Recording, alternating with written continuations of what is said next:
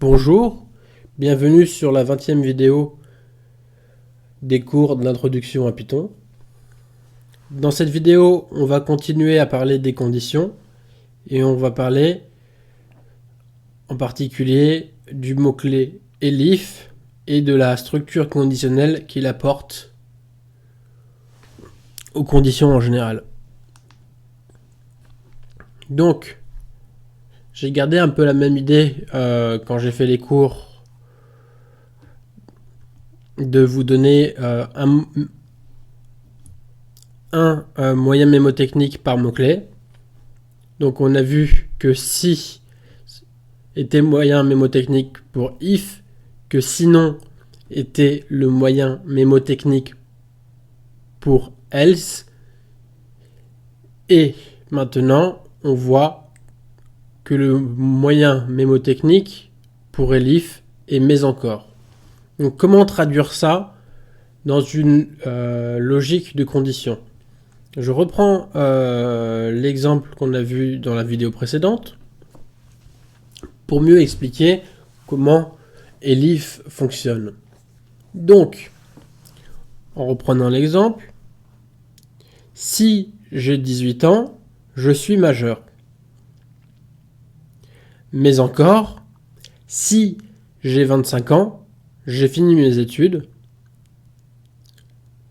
Sinon, je suis mineur. Donc là, le si, on peut le remplacer par if, le mais encore par elif, et sinon par else. Donc, quand on lit cette phrase, sémantiquement, on peut constater que elif ne peut exister que s'il est précédé dans la condition par if. Donc elif ne peut pas exister sans if. Par contre, elif peut exister sans else. Et else peut donc aussi exister sans elif, parce qu'on a déjà vu que une structure conditionnelle sans elif, mais avec if-else fonctionnait dans la dernière vidéo. Donc, comment écrire un programme avec if et elif et comment le traduire? Donc dans ce cas-là, on va assigner un entier 30 à âge. D'une manière logique, on pourrait dire si ton âge est inférieur à 18, affiche-moi mineur. Mais encore, si ton âge est inférieur à 25, affiche-moi jeune adulte. Donc là, comment le code Python s'exécute? Donc quand on fait if âge inférieur à 18, âge étant 30, la comparaison renvoie faux. Donc l'exécution du code imbriqué sous if n'est pas exécutée. Donc Python reste sur la même ligne d'indentation et passe à la deuxième comparaison. Donc est-ce que âge est inférieur à 25? Est-ce que 30 est inférieur à 25? Non. Donc rien ne s'affiche.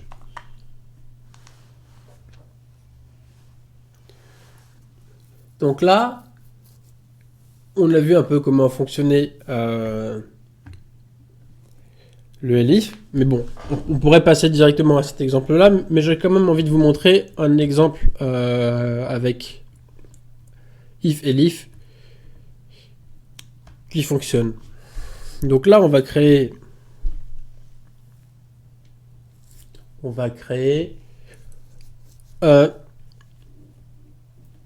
une chaîne de caractères. Une chaîne de caractères pays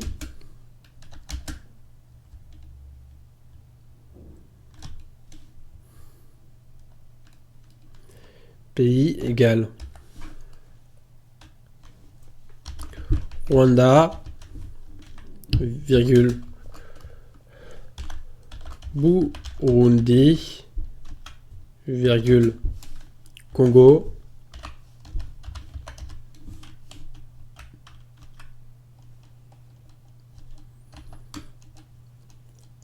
donc là on va, dans cet exemple que je suis en train d'inventer, on va essayer de savoir si un pays est dans la liste, et si le pays n'est pas dans la liste, d'afficher une réponse particulière. Donc, on va, pour rendre les choses un peu plus passionnantes, on va demander à l'utilisateur de rentrer un pays.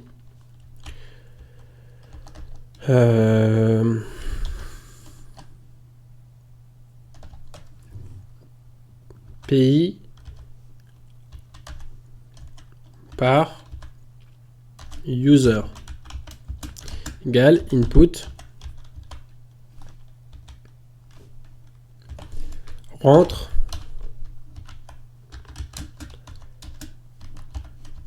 un pays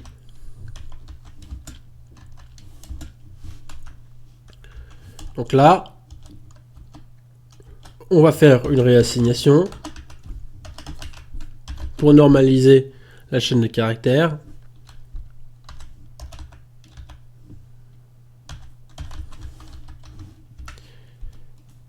On voit que dans la liste, on n'a pas de lowercase, que des lowercase, et on n'a pas que des uppercase, mais que l'on a des title case. Donc dans ce cas-là, pour faire en sorte que la chaîne de caractères soit transformée en title case, on va faire pays par user égale pays par user title.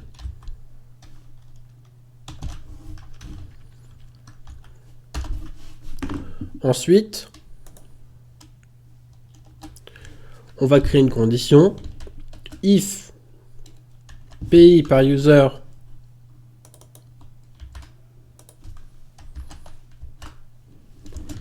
in pays.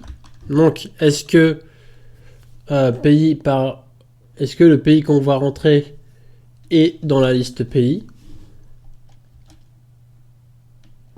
Donc, si c'est le cas,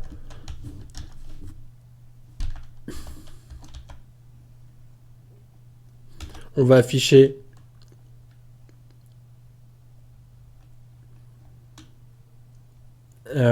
avec fstring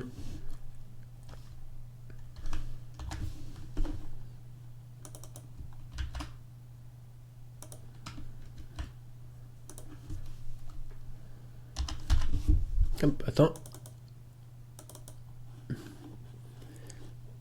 Hop, on trouve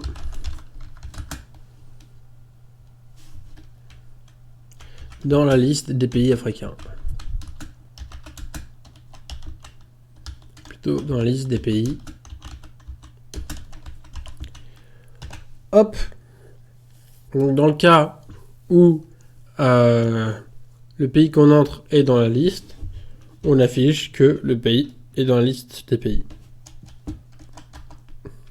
Donc on va faire un elif. Hop, elif. Donc, à la différence de else, on peut faire comme on peut faire encore une comparaison, d'où le terme mais encore, parce que quand on dit mais encore, on peut dire mais encore si telle ou telle chose est vraie, alors que si on dit sinon, on peut pas faire de comparaison. Donc, elif pays par user not in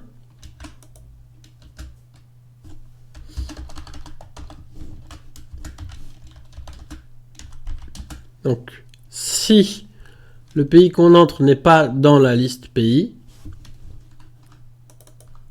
affiche-moi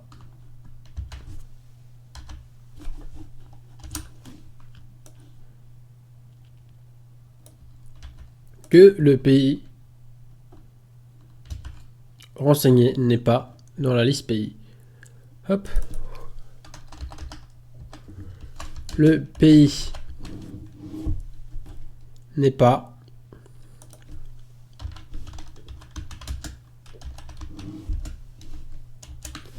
donc là je vais essayer avec Congo en minuscule si j'ai envie. Voilà, donc je reprends le même code et je vais tester avec un autre, Ghana.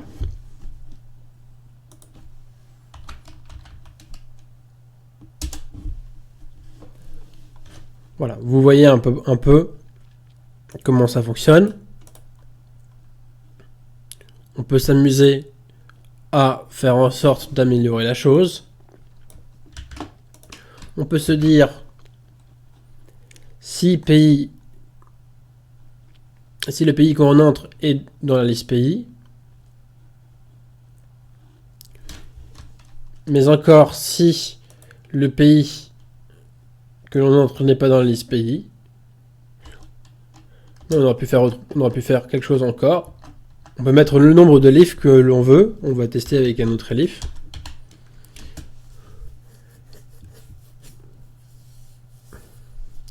Donc là, on va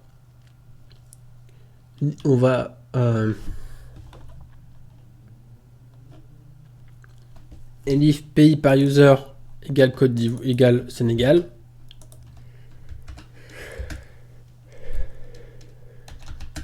Sénégal.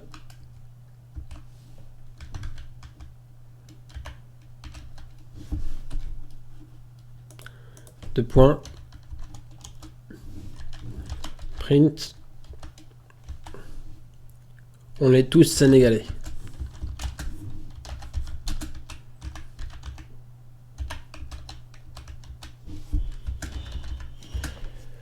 Voilà. Donc vous voyez que la structure d'une condition if et elif est un peu différente d'une structure simple if et else.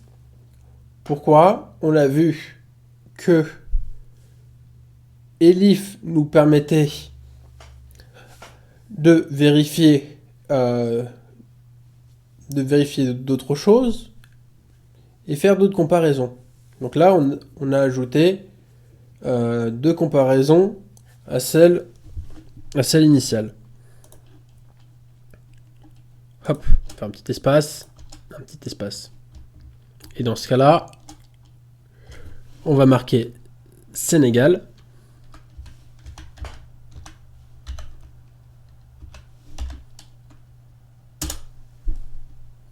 Voilà, donc le résultat, c'est on est tous sénégalais. Dans la logique, qu'est-ce qui se passe? C'est que Python va vérifier la première comparaison. Donc là, est-ce que Sénégal est dans la liste pays?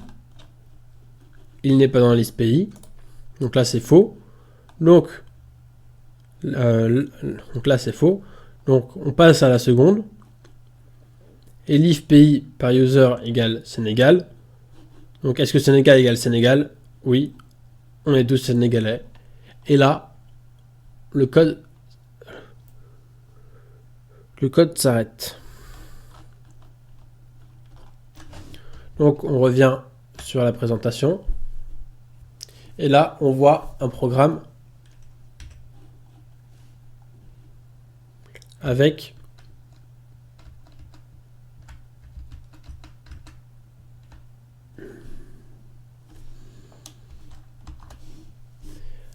elif et else. Bon, excusez-moi, il y a un petit bug en haut à gauche. Donc là, on voit que on a rajouté un mot-clé else à la suite d'une condition if elif. Donc comment ça pourrait se traduire de manière sémantique? Comment je pourrais expliquer ce programme-là de manière sémantique? Donc, j'ai 34 ans. Si mon âge est supérieur ou égal à 18 et si mon âge est inférieur à 30, affiche que je suis majeur. Mais encore, si mon âge est supérieur à 30, affiche-moi que j'ai fini mon bac. Sinon, affiche-moi que je suis mineur. Voilà la petite logique de if, elif, else. Donc, deuxième manière de faire du conditionnel avec if, elif, else. Donc on a vu la première manière de faire, c'est de commencer par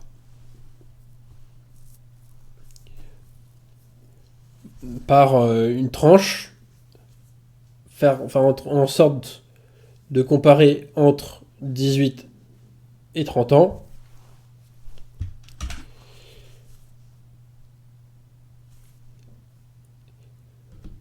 Et la deuxième manière, c'est simplement d'aller crescendo. C'est-à-dire faire inférieur à 18, après inférieur à 30, et après faire inférieur à tel âge. Et le else, c'est pour les âges supérieurs. Donc dans ce cas-là, mon âge est 19 ans. Si j'ai moins de 18 ans, affiche-moi que je suis mineur. Mais encore, si mon âge est inférieur à 30, affiche-moi que j'ai fini mon bac. Et si mon âge... sinon, affiche-moi que je suis plus vieux. Donc je le redis.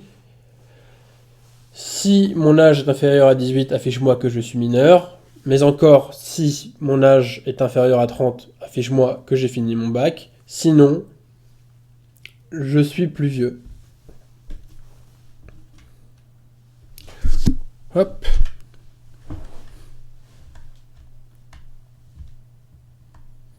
Donc là, pourquoi je vous ai dit qu'il y a deux méthodes de faire. Il y a deux méthodes pour faire du conditionnel avec if et elif else, parce que de temps en temps,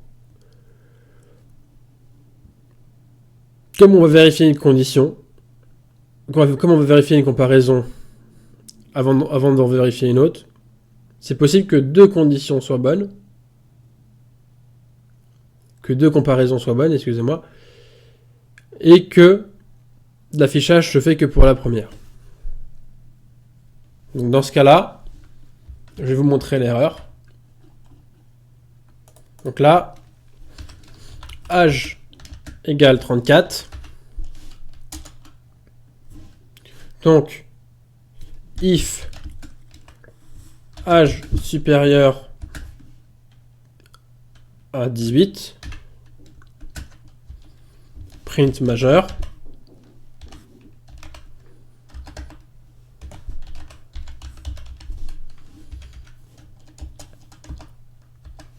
Elif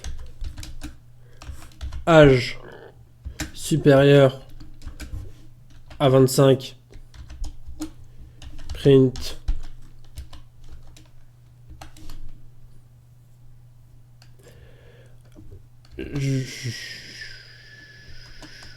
jeune adulte.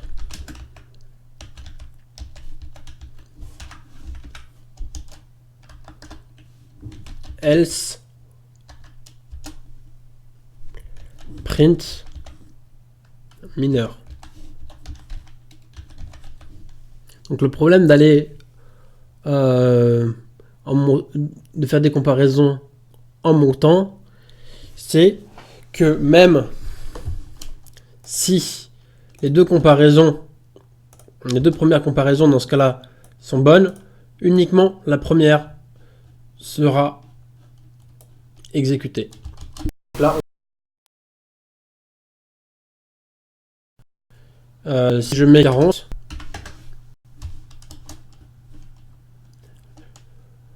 jeune adulte. Donc là, si je mets par exemple 25 et là je mets 18,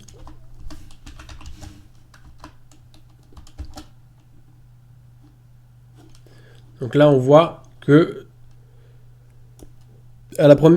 quand la première comparaison est bonne, Python va rentrer dans l'imbrication et va exécuter le code. Et quand il a exécuté le code, il considère que la condition est terminée. Donc faites attention, préférez une structure en sens inverse, c'est-à-dire celle que je vous ai montrée. Donc, if âge inférieur à 18, là un point mineur, et on le colle là. C'était élevé, donc là inférieur à 25.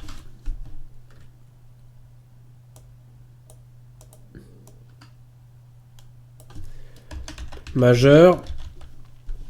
Et en dessous, adulte. Dans ce cas-là,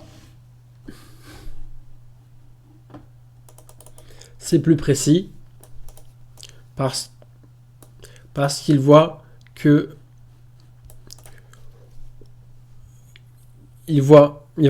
c'est plus précis parce que Python va faire la première comparaison, la deuxième comparaison et après la troisième.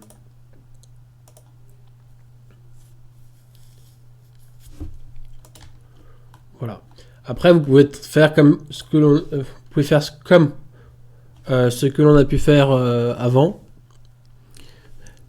Faire une période d'âge, if âge inférieur à 18, if âge supérieur ou égal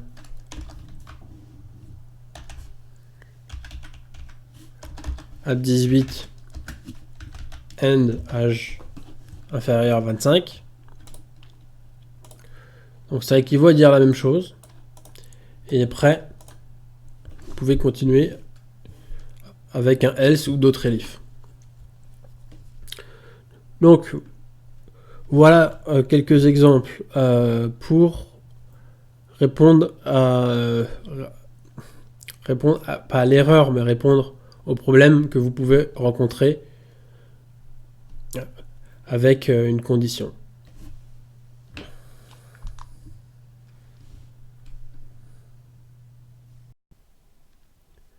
Maintenant que l'on a vu comment fonctionnaient les conditions, comment utiliser les mots-clés if, elif et else, on va s'essayer à un petit exercice de vérification d'éléments dans un dictionnaire. Donc, l'image, c'est de vérifier si un compte existe dans une base de données. Donc pour mener l'exercice à bien, il faudra faire plusieurs choses. La première chose que l'on devra faire, c'est créer un dictionnaire.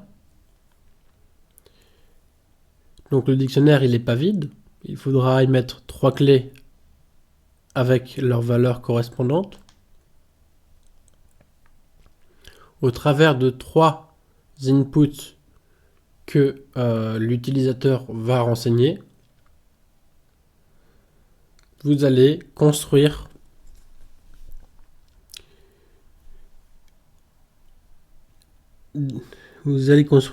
les conditions nécessaires pour vérifier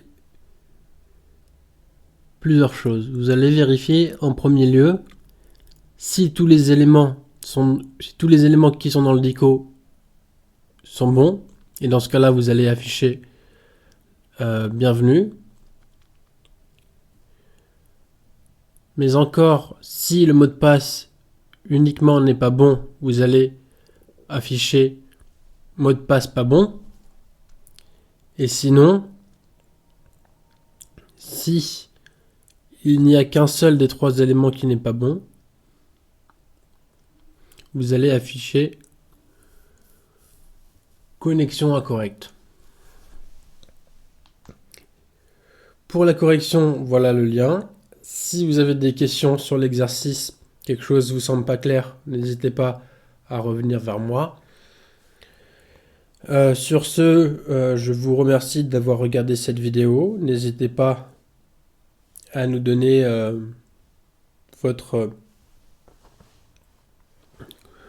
nous donner des conseils pour améliorer les vidéos. Si vous avez des choses, si vous avez d'autres choses aussi à nous demander, n'hésitez pas aussi. Sur ce, je vous souhaite bons exercices et à la prochaine vidéo. Allez, ciao!